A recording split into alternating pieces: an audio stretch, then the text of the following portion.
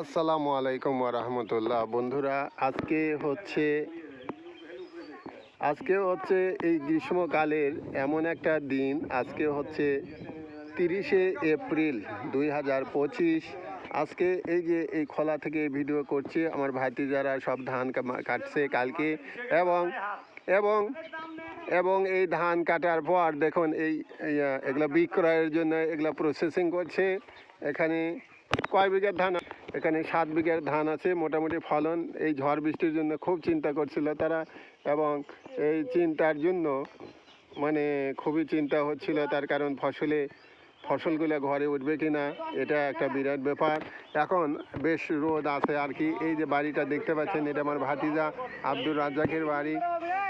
আর এই যে মেশিনটা দেখছেন আর কি, এটা মারাই মেশিন আর কি, ধান মারাই মেশিন। আর এই ধানগুলো এই যে প্যাকেটিং করা হয়েছে কালকে। এদের রোদ এবং আকাশ যদি ভালো থাকে, একসাথে কৃষকের মনে ফুর্তি, ধান শুকাচ্ছে। এবং এই ধান শুকানোর জন্য তারা মানে খুবই পরিশ্রম করছে। এবং কিছুক্ষণ পরই মেঘ ভাঙ্গা রোদ উঠবে। মেঘ ভাঙ্গা রোদ উঠলে ইনশাল্লাহ, মেঘ ভাঙ্গা যদি রোদ উঠে তাহলে এক রোদে একবারে সব খড়গুলো শুকে যাবে।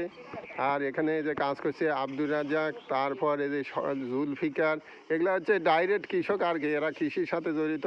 সারা পৃথিবীর মধ্যে এখন কৃষকদের সম্মান বেশি। তারা সব সময় সারা ওয়ার্ল্ডে আর কি কৃষকদের নিয়ে এখন সমালোচনা হচ্ছে। এই ধানগুলা, এই ফসলগুলা যদি বৃষ্টি হতো তাহলে এগুলো মনে হয় যে হয়ে যেত আর কি। তো যার কারণে এই প্রবলেম। তো যাই হোক, আলহামদুলিল্লাহ, আল্লাহর রহমতে আমরা সবাই এইভাবে এই কাজগুলো করছি। গ্রামীণ জীবন আসলে কঠিন জীবন। গ্রামীণ জীবন মানে কষ্টের জীবন। গ্রামীণ জীবন মানে একবারে সমস্যায় ভরপুর।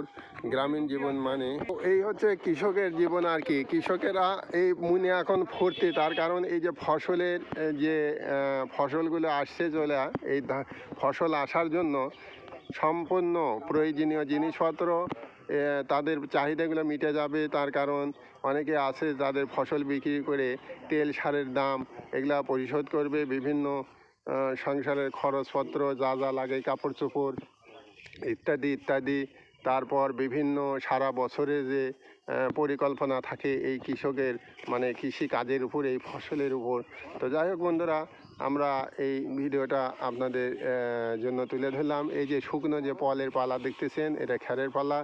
এই খড়গুলো শুকিয়ে পালা দেওয়া হয়েছে, এগুলো গরু খাওয়ানো হবে। তো যাই হোক, আজকের এই ভিডিওটা এই পর্যন্ত রাখলাম।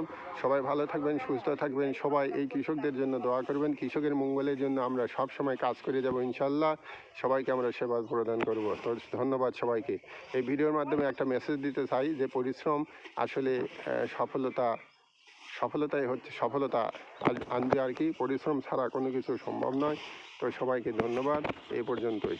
আল্লাহ হাফেজ।